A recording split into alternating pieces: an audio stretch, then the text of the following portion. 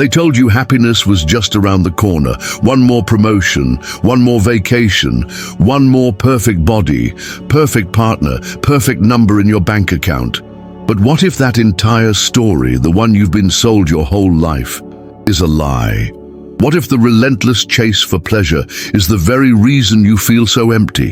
And what if the answer to lasting happiness has been buried in ancient wisdom for over 2,000 years, quietly waiting for you to rediscover it? Most people believe Stoicism is about suppressing emotions, becoming cold and indifferent to life. A stone-faced man who feels nothing, no joy, no pain, just silence. But that is one of the greatest misconceptions of all time. The truth, the Stoics didn't reject happiness, they redefined it. And what they found might be the most powerful insight into peace of mind the world has ever seen. According to Marcus Aurelius, very little is needed to make a happy life. It is all within yourself, in your way of thinking. Epictetus warned, wealth consists not in having great possessions, but in having few wants. Sharon Lebel, one of today's most powerful interpreters of Stoic thought, reminds us, Stoic tranquility is not emotional flatlining. It is a robust joy born from living a life of purpose and integrity. William Burvine, whose modern work translates ancient Stoicism into practical tools for today's chaos, explains, we spend our lives chasing pleasure, which by its nature is fleeting. Stoicism offers a happiness that is cultivated, not chased. Welcome to the Stoic Lighthouse. We are the light that cuts through the noise. If you're searching for clarity, courage, and inner strength, this is your home. Before we begin, hit like and subscribe to join this journey of real transformation.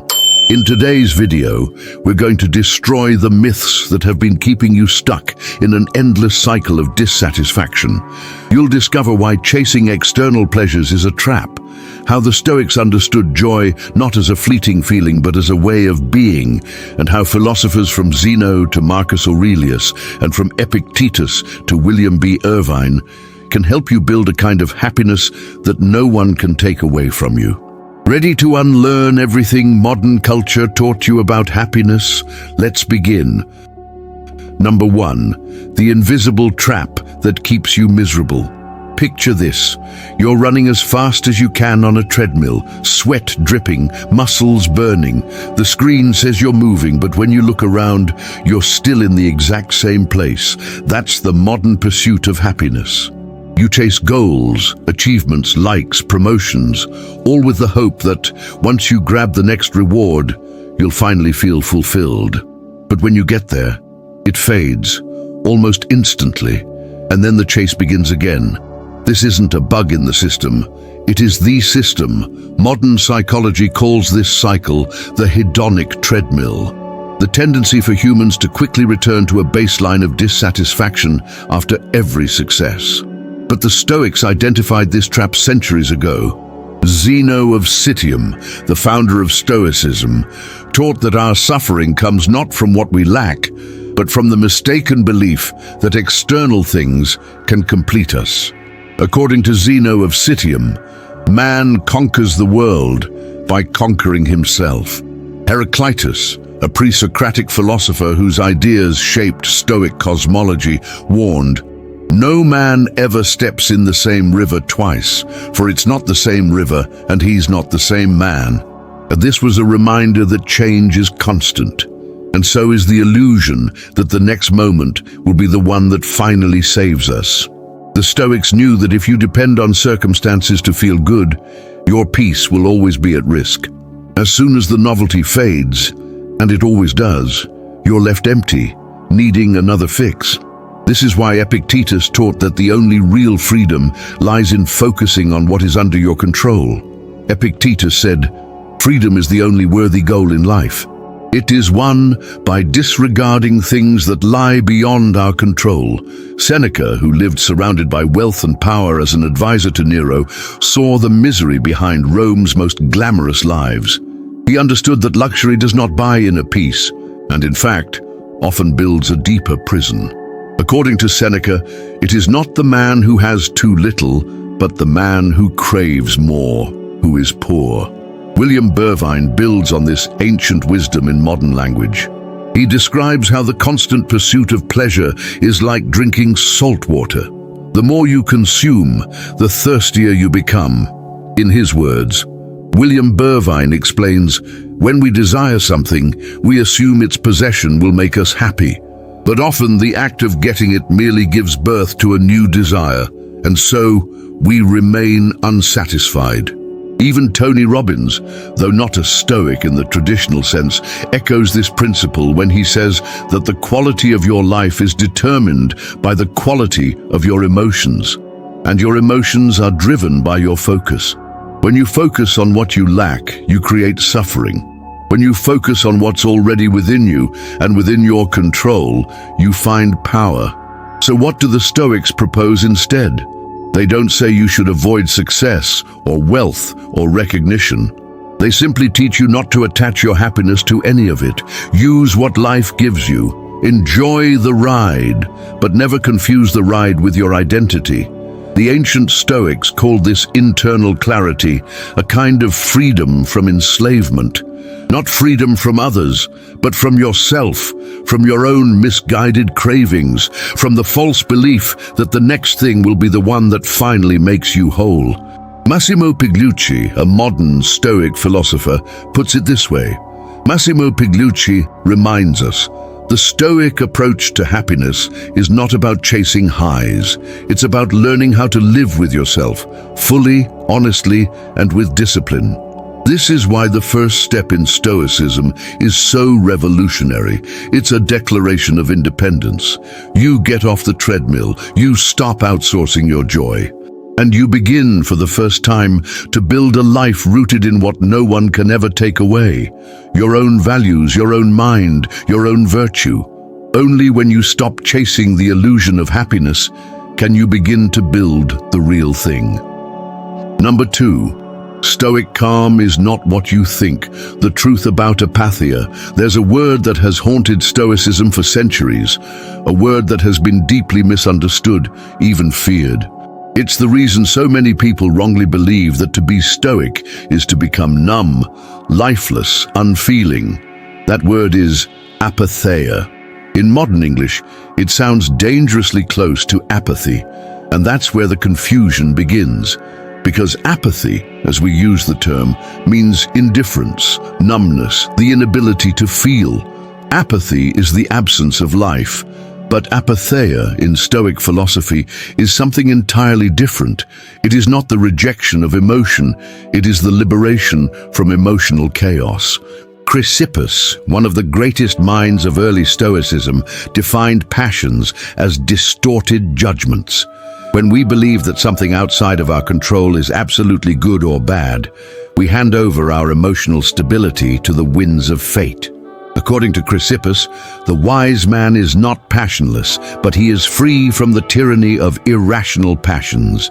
Eudaimonia, what the Stoics sought to eliminate, were not all emotions, but the kind that blind us. Fear that paralyzes, rage that consumes, desire that enslaves, grief that overwhelms. These are not signs of life. They are signs of being out of alignment with reason. This is where the Stoics made their boldest claim, that peace is not found in suppressing what you feel, but in learning to feel the right things at the right time, for the right reasons. Donald Robertson, psychotherapist and author of How to Think Like a Roman Emperor, highlights this distinction clearly. Donald Robertson explains, Stoicism teaches us not to suppress emotions, but to understand and master them by changing how we think.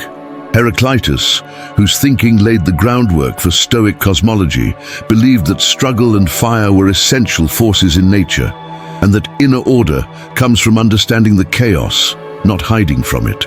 Heraclitus wrote, "To be even-tempered is the greatest virtue." This idea evolved into the Stoic concept of Apatheia, healthy emotions born from correct judgment. Instead of irrational fear, the Stoic cultivates caution rooted in wisdom. Instead of selfish desire, they nurture a will to act justly, and instead of fragile pleasure, they embrace kara, a deeper joy, grounded in moral clarity. Sharon Labelle, in her brilliant work The Art of Living, captures this transformation with modern clarity. Sharon Labelle explains, "Stoic joy is not a smile plastered over chaos. It is the calm confidence of someone living with integrity, even in a storm." This is where so many misunderstand Stoicism. The Stoic isn't cold, he's composed. He's not detached from life, he's deeply engaged with it, but from a place of unshakable inner strength. The modern world rewards emotional extremes. Outrage, despair, thrill, panic, these are the currencies of our culture. But the Stoic rejects this volatility, not because he is heartless, but because he understands that to live well, you must be able to see clearly. And you can't see clearly through a storm of uncontrolled emotion. According to Marcus Aurelius, if you are distressed by anything external, the pain is not due to the thing itself, but to your estimate of it. And this you have the power to revoke at any moment. Modern thinkers like Donald Robertson and Kevin Vost emphasize that Stoicism is not about becoming robotic. It's about becoming responsible, choosing your response, owning your mindset, training your heart, just as a warrior trains his body, with purpose. Kevin Vost puts it this way: a Stoic does not extinguish his emotions, he channels them into virtue. Apatheia is not the death of feeling. It is the rebirth of emotional intelligence. It's the quiet strength of someone who can cry without drowning, love without losing themselves, and suffer without collapsing. It is the inner fortress, the clear mind, the steady heart. And in a world built on chaos, it might just be the most radical form of freedom you can find. Number 3, what the ancients called eudaimonia, and why it's the only real happiness. What if happiness isn't something you feel, but something you become? That's the ancient idea behind eudaimonia, a Greek word so deep, so rich, that translating it as happiness is like calling the ocean wet. It doesn't do it justice. Eudaimonia isn't about pleasure. It's not about smiling more. It's about flourishing, living in harmony with your highest nature, becoming the best version of yourself, not just sometimes, but constantly. The word comes from EU, meaning good, and daimon, meaning spirit, or inner guide. Eudaimonia is about living in alignment with your inner spirit, your moral compass, your rational soul. It's the ancient blueprint for a well-lived life. Socrates, whose ethics formed the bedrock of Stoic thought, believed that happiness was not a matter of chance, but of character. According to Socrates, the unexamined life is not worth living. That's not a warning. It's a call to rise, a call to live intentionally, to challenge your assumptions, to ask every day if you're growing or simply drifting. Aristotle took this idea further.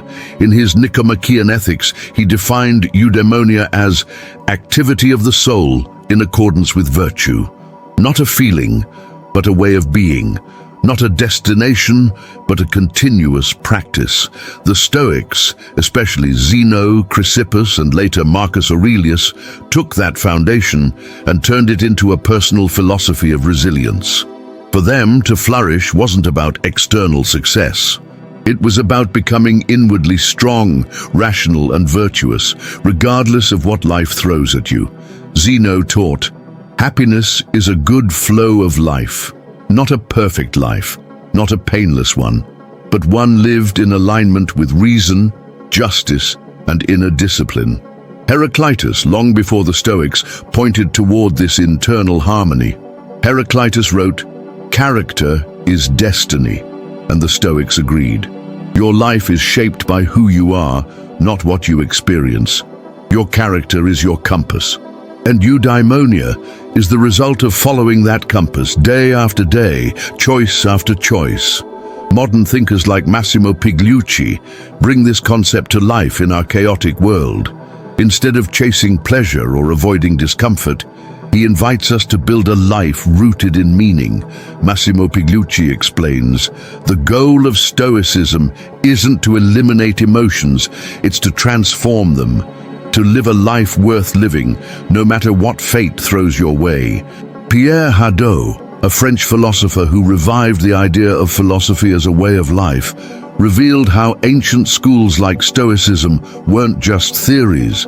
They were living practices, daily disciplines, and spiritual exercises aimed at cultivating eudaimonia. According to Pierre Hadot, philosophy in antiquity was a way of life, not merely a theoretical discourse.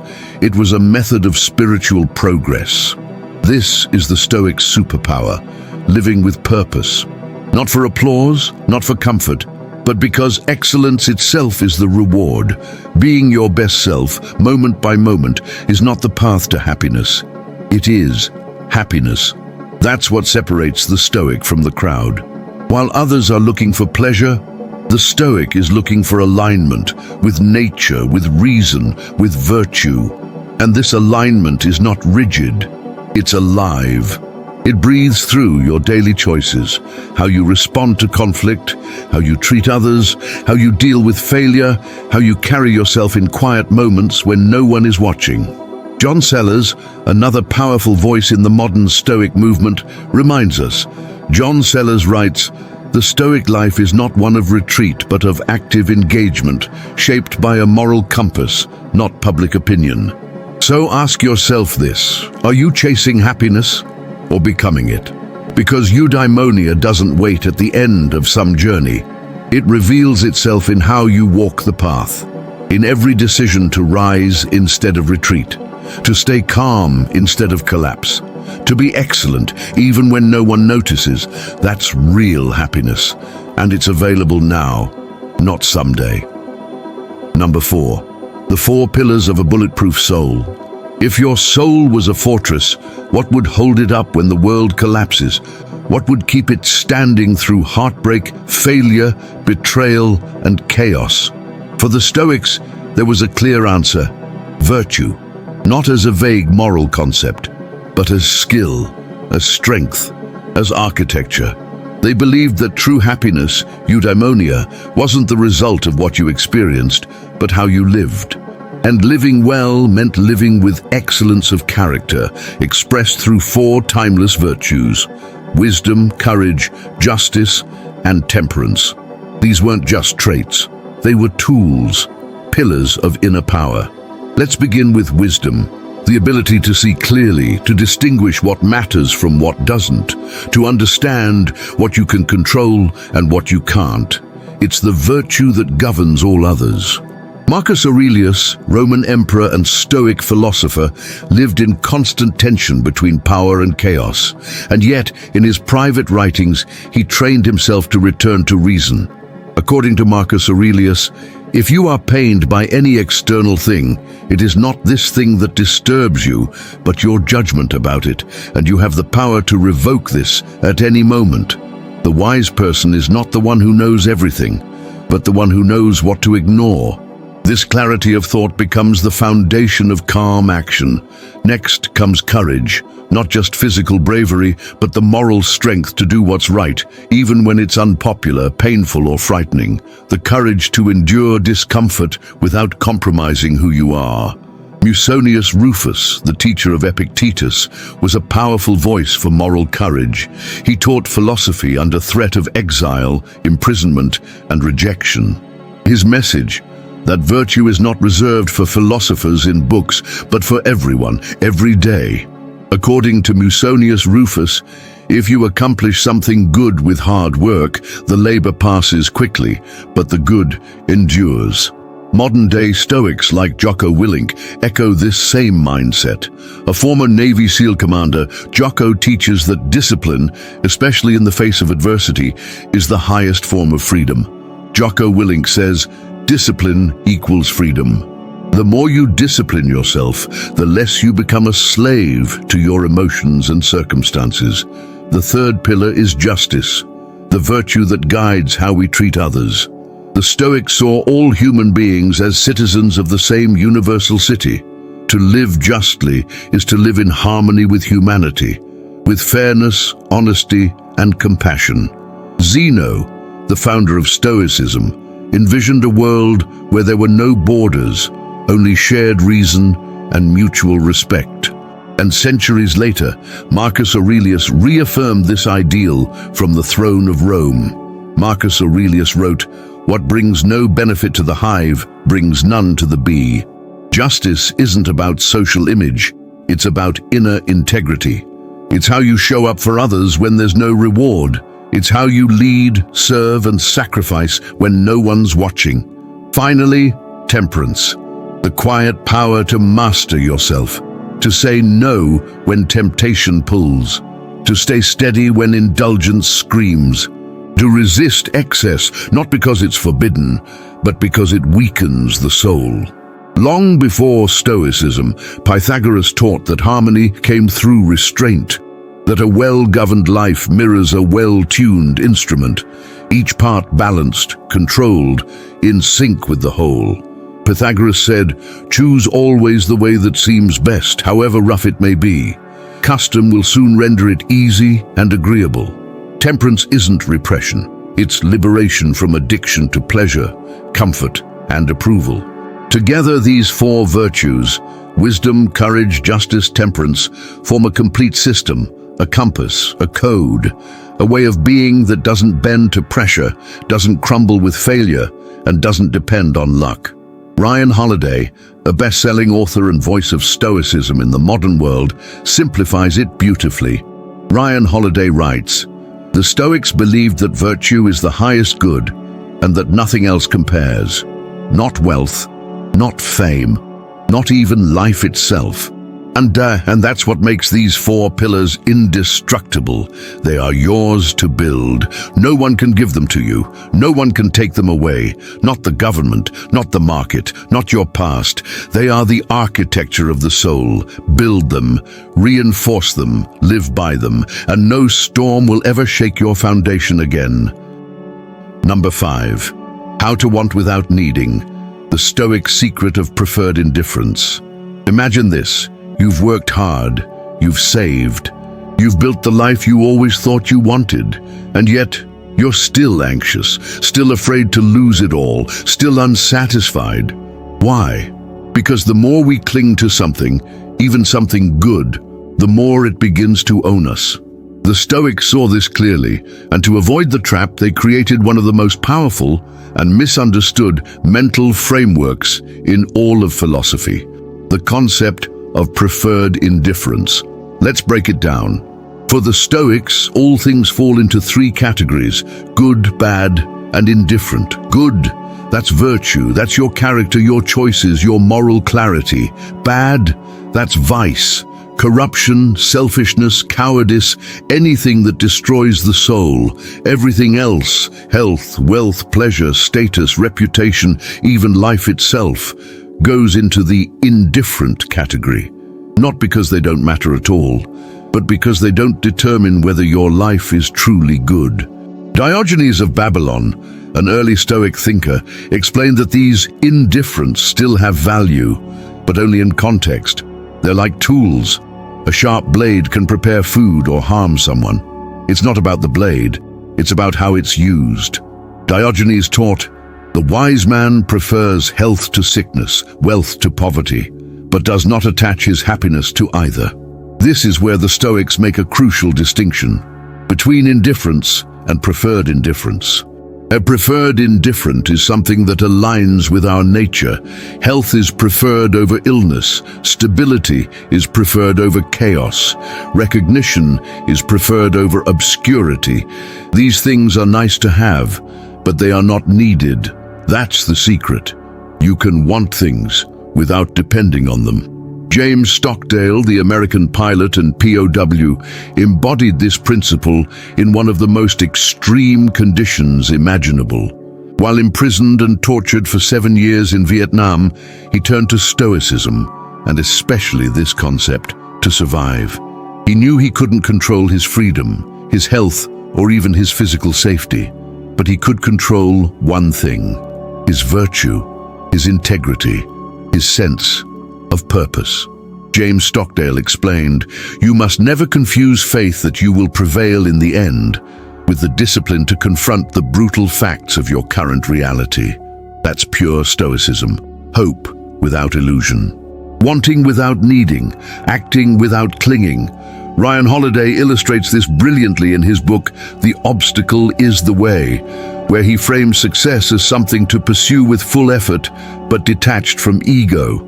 Ryan Holiday writes, "Attach yourself to a purpose, not an outcome." Why? Because outcomes are uncertain. Effort is not. Outcomes are fragile. Your intentions, your virtues are not. Donald Robertson, a modern Stoic psychotherapist, compares this mindset to that of an archer. Your job is to aim well, breathe with precision, and release with confidence. Whether the arrow hits the target is not up to you. Donald Robertson explains, "A Stoic archer focuses not on hitting the bullseye, but on drawing the bow correctly. That is where his excellence lies. This mindset changes everything. You stop measuring success by applause. You stop fearing failure like death. You start living from the inside out. Preferred indifferents give you freedom to act in the world, to build, to love, to lead, while protecting your core from being shattered by loss or inflated by gain." So yes, seek health, seek financial stability, seek meaningful work, but never let those things define your self-worth, because when you can want something deeply and still be whole without it, that's not weakness, that's power. Number 6, why real happiness can't be chased and always comes as a surprise. You've tried everything.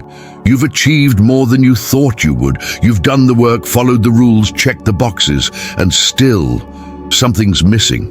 It's not enough. It never is. That emptiness, that quiet restlessness you can't quite name. The Stoics had a name for the solution. Not pleasure, not status, not even success, but ataraxia, a state of unshakable peace, a calm so deep that no external force can disturb it. The true reward of a life well lived. But here's the paradox. Ataraxia doesn't come when you pursue it. It comes as a side effect, a byproduct of something else, virtue. You don't chase peace, you build it with every decision, every response, every act of character. Marcus Aurelius, surrounded by war, betrayal, and the pressure of ruling an empire, never wrote about chasing happiness. Instead, he focused entirely on right action. According to Marcus Aurelius, the happiness of your life depends upon the quality of your thoughts. If your thoughts are anchored in virtue, peace follows. If your thoughts are tied to control, comparison, or fear, chaos follows. Sharon Lebel, interpreting Epictetus for the modern world, described Stoic peace not as an escape from life, but as full participation in it without losing your center. Sharon Lebel explains, "Peace of mind comes not from having easy circumstances, but from having clarity of purpose. This is why the Stoics taught that tranquility is not found in isolation. It's found in living with integrity, even when everything around you is falling apart. You stop obsessing over outcomes. You stop negotiating your values. You stop blaming others for your unrest. Instead, you root yourself in the present. You take ownership, and peace happens." Michel de Montaigne, deeply inspired by Stoic thought, once wrote about this internal belonging, the rarest kind of strength.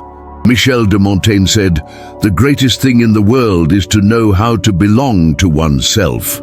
That's it, to belong to yourself, to be grounded not in appearance but in essence, not in noise but in stillness." The Stoic doesn't feel less.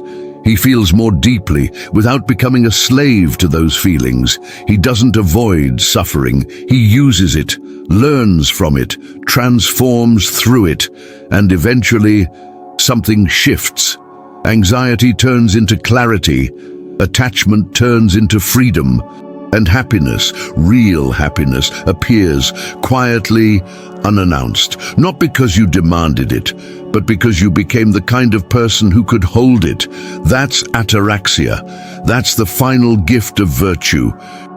You've just taken a journey that most people never dare to begin. You stepped off the hedonic treadmill and questioned the story modern culture has been selling you. You redefined happiness, not as a rush of pleasure, but as the quiet strength of virtue. You saw through the illusion that Stoicism means emotional numbness, and instead discovered that it means mastering the storms within. You learned that true flourishing, Eudaimonia, isn't about what you have, but who you choose to become. You discovered the 4 unshakable pillars that hold up the soul and how to walk freely among desires without being enslaved by them. And finally, you saw that real peace, ataraxia, is not something you chase. It's something you become. Now I want to hear from you. Which part of today's journey resonated the deepest with you? Was it the liberation from the pursuit of pleasure? The rediscovery of the virtues? The idea that serenity is built, not found? Drop your thoughts in the comments. Your insight adds light to this community. And if this message helped you see things more clearly, if it helped you stand a little taller, breathe a little deeper, or think a little more freely, hit the like button and share this video with someone who's still searching for the kind of peace we talked about today. And if you're not already subscribed, now is the time, because in our next episode we're going to tell a story that isn't just history, it's a mirror. The story of a Stoic trapped in the court of a tyrant. A man forced to live in the lion's den, not by choice, but by fate, and how he held onto his character while surrounded by cruelty, manipulation, and power games. If you've ever struggled with toxic people, manipulation, or moral pressure, what you'll learn in this next video could change how you see everything. And it's not fiction, it's real. It happened, and it will leave you speechless. Until then, remember this. Peace is not something you find, it's something you build.